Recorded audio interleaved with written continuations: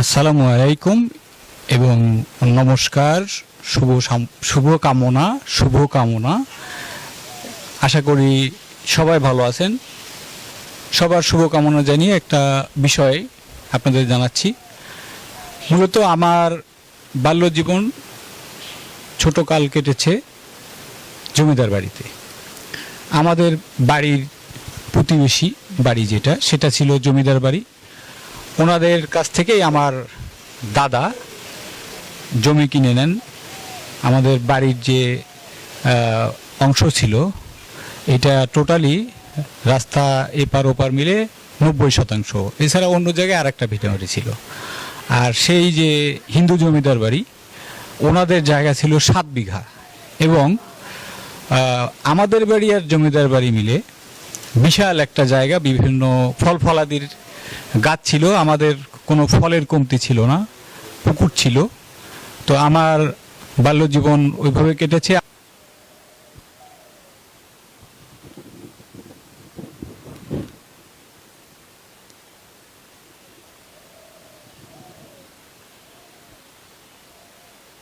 চিত্তরঞ্জন দাদু ভাইয়ের এটা হলো মূলত শ্বশুর বাড়ি। তো শ্বশুর বাড়িতে এখন থাকার মধ্যে আসলে বর্তমানে আমার পাশে দুইজন ওনাদেরকে দেখতে পাচ্ছেন, আমার সম্মানীয় ব্যক্তি। তো এখানে দুইজন উনি একদম আমার এই পাশে যিনি যাকে দেখতে পাচ্ছেন উনি চিত্তরঞ্জন দাদু ভাইয়ের ছোট শালিকা, একদম ছোট শালিকা। আর ওনার সাথের বোনগুলো, আপনার বোন 3 জন নাকি? আপনি ছাড়া যারা ইন্ডিয়াতে আছে কয়জন? 2 জন আছে। 2 জন তারা ইন্ডিয়া থাকে। ওনারা কি বেঁচে আছে? বেঁচে আছে। ওনারা বেঁচে আছে। তো সেই দিক থেকে উনি এই বাড়িতেই ছিল, এই বাড়িতেই আগে থেকেই, যেহেতু ছোট মেয়ে বা ছোট বোন।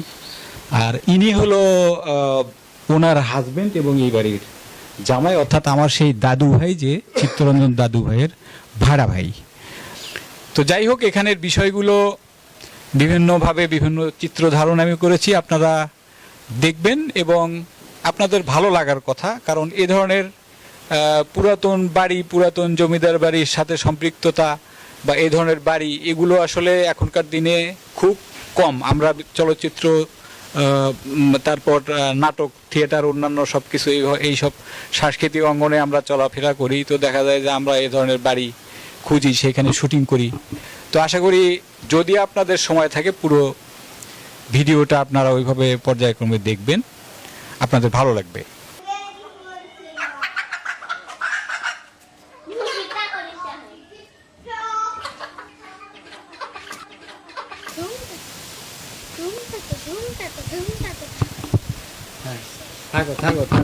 হ্যাঁ, আসলে ওরা একটু মজা করলো। আমি এইভাবে বিভিন্ন দৃশ্য নিচ্ছিলাম, শুটিং করতেছিলাম, আমার সাথে সাথে ওরা থাকছে, দেখছে।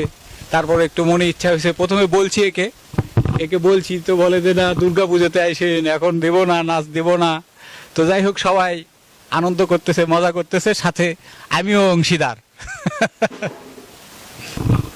এই বাড়িটা, এখানে এই যে গাছ দেখতে পাচ্ছেন, এখানে আরো মানে গাছগাছালিও আছে, পাশাপাশি বিভিন্ন গাছ লাগানো হয়েছে। টোটাল এই বাড়িটা, এটা মূলত 8%।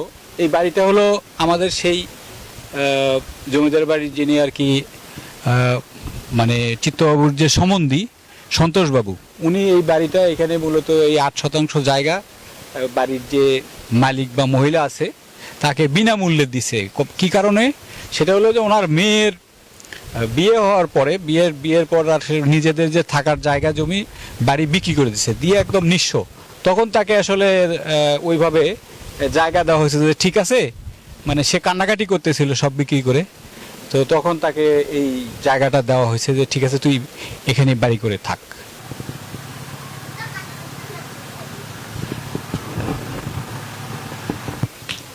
এখানে মূলত ইনি ওই বাড়ির সবার প্রিয় মানুষ, ওনাকে ভালোবাসে। ভালোবাসার ভিত্তিতে আপনাকে কি করছে, আমাদের যে সন্তোষ দাদু ভাই, উনি, হ্যাঁ, আপনার কি জমি দিছে আপনাকে, না? সেই বিষয়টা বলেন একটু। জমিন দিছে। জমিন দিছে। হ্যাঁ। এই এই ওই বাড়িতে কাজ করছি। কাজ করছেন? হ্যাঁ, আর মায়ের করছি আর ভাইয়ের করছি। আচ্ছা করিয়ে সেই পরিমাণটা আমাকে জমিন দিয়ে চাইছে। আচ্ছা, হ্যাঁ, জমিন দিছে। তার মানে এই বাড়িটা যে করছেন এটা ওদের জায়গা? হ্যাঁ, হ্যাঁ, ওদের জায়গায়। ওদের জায়গা। হ্যাঁ, ওদের জায়গায়। আর ওই সন্তোষ দাদু ভাই উনি তো আসলে নেই, উনি মূলত কুকুরের কামড়ে মারা গেছে, মানে কোনো অসাবধানতা বশত কুকুর কামড়াইছে আর কি, ক্ষুধার্ত ছিল হয়তো কুকুরটা। তো সেই সেই এটা বিষয়টা মারা। একটু বলেন তো। হ্যাঁ, কুকুরে আমরা চোখের পাতা আসলে কুত্তে হ্যাঁ আমরা জানি না তো বলা যে কুকুরে কামড়াইবে। হ্যাঁ বাই হয়েছে কুকুর, সন্তোষ বাবু বাড়াইছে, আমরাও বাড়াচ্ছি একসাথে, কয় মাসে একসঙ্গে বাড়াচ্ছি। বাই হওয়ার সাথে গাছ মারলো, আচ্ছা তা ছাড়ি দেয় না, হ্যাঁ। না পারছি কুকুর মারিয়ে ফেলাছি, আচ্ছা। আর কিছু করিনি, মারিয়ে তখন ওই যে মূলত ভুল করছে, একটাই ইনজেকশন দিছিল না, দেয় নেই। ইনজেকশন যেটা জলাতঙ্কের ইনজেকশন দেয় নাই। তারপর মোটামুটি কতদিন পরে মানে উনি মারা গেছে কুকুর কামড়ানো? 2.5 মাস। 2.5 মাস পরে মারা গেছে। মারা গেছে। এটাতে ধান ভাঙানোর পরে 5 মণ চাল আর কি এখানে রাখা যায়। হ্যাঁ, এটা মূলত কিনেছে আমাদের এই যে দিদি, ওনার দাদা, গ্র্যান্ডফাদার। এটা হলো ঠাকুর ঘরে রাখা আছে, আগে দালানে ছিল। হ্যাঁ হ্যাঁ, মানে তার মানে ওইটার বয়স 100 বছরের উপরে। পারিবারিক ঐতিহ্য বা ধরেন আগের দিনের যে বিষয়, আগে ধান বানা হতো, আগে তো এইভাবে ধান বানানো কোনো মেশিন, মিল, কল এইসব ছিল না। তো এটা আসলে ঢেকি, এখানে এই যে এইখানে ঢেকির থাকতো, এই জায়গা থেকে মানুষ এভাবে ঢেকিতে, মানে যেটাকে ঢেকি পাট দেওয়া বলে, আমরা বাংলা চলচ্চিত্র সহ বিভিন্ন বিষয়, নাটক আগের এগুলো আমরা দেখতে পারি। তো এই জায়গায় ধান বানা হতো, এই জায়গায় ঢেকি এইভাবে করা, এই জায়গাটাতে ধান রাখা থাকতো, উপরে ছাউনি ছিল, সে বিষয়টা এখনো আছে। আর এখন এই যে সময়ের আবর্তে ধরেন এইভাবে বৃষ্টি বাদলে মাটিগুলো কেটে যাচ্ছে।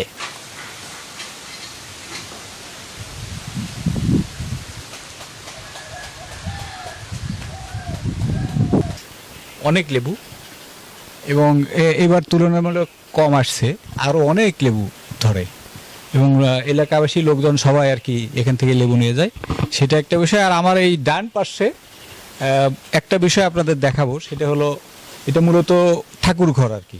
তো ঠাকুর ঘরের যে মানে ছাউনি এবং কাঠামো, এই টিনগুলো সেই ব্রিটিশ আমলের টিনগুলোর বিষয় আমি দেখাচ্ছি।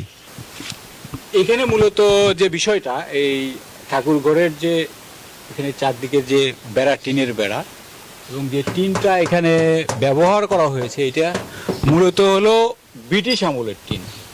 এই টিনটা ওনার সেই দাদার আমল থেকে এইভাবে আছে, অনেক শক্ত। আমরা এমনি বিভিন্ন টেলিভিশন বিজ্ঞাপন অমুক এই সেইগুলোতে আমরা দেখি আর কি, তো অনেক মজবুত। এটা হাতে ধরলে এটা বোঝা যাবে যে কতটা মজবুত। এই টিনগুলো এখন আর পাওয়া যায় না। আর এটার উপরের ছাউনি, যেটা ছাউনি ঘরটাও টোটালি সেই আমলের টিন দিয়ে তৈরি করা, খুব মজবুত টিন আর কি। এইখানে মূলত এই ঠাকুর ঘরের যে ছাউনির কথা বলছিলাম, উপরে দেখা যাচ্ছে, এটাও সেই আমলের মানে টিন দিয়ে, ব্রিটিশ আমলের টিনগুলো এখনো অনেক মজবুত আছে। আর এই ঠাকুর ঘরের যে খুঁটি, এটা এই যে শাল কাঠের, সেই সময়ের শাল কাঠের খুঁটি আর কি। খুঁটি কিছু নষ্ট দুই একটা ভেতরে হয়েছে, কিন্তু অধিকাংশ খুঁটি এখনো এভাবে এখনো আছে। ধরেন 100 বছরের ওপর হবে ওনার দাদার তরফে সেই সময় থেকে আর কি, এটা একটা বিষয়। এবং এখানে ওই দুধ কলা ভিতরে ওইভাবে দেওয়া হয়, সেই ক্ষেত্রে এখানে অনেক সময় ওইভাবে উনি একদিন দেখছে, খুব মানে গোখরো সাপ যেটাকে বলা হয়, ওইভাবে দেখছে আর কি। তো সেটা উনি দেখছে এইখানে। আমাদের যে তৃপ্তি দিদিকে নিয়ে কথাবার্তা বলছি, এখনও ওইভাবে দুধ কলা দেওয়া হয়, সাপ এসে খেয়ে চলে যায়।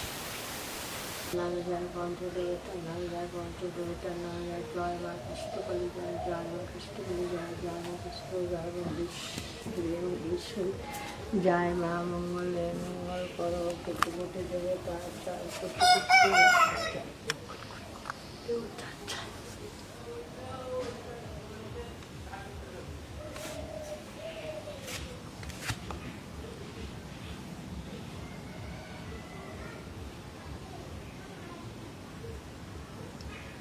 আগরবাতি জ্বালানো হচ্ছে।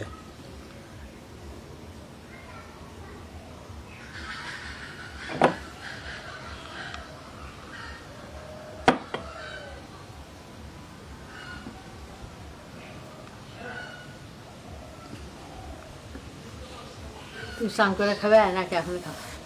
এটা হলো লক্ষ্মী প্রতিমা। এখানে বাড়িতে এইভাবে আছে, আগে থেকেই সেট করা। গাছে কাঁঠাল পেকে ওইখানে শেষ হয়ে যাচ্ছে, পাখি খাচ্ছে। আমি ক্যামেরা তাক করতে পাখি উড়ে চলে গেল। এই যে পাখি আবার আসলো।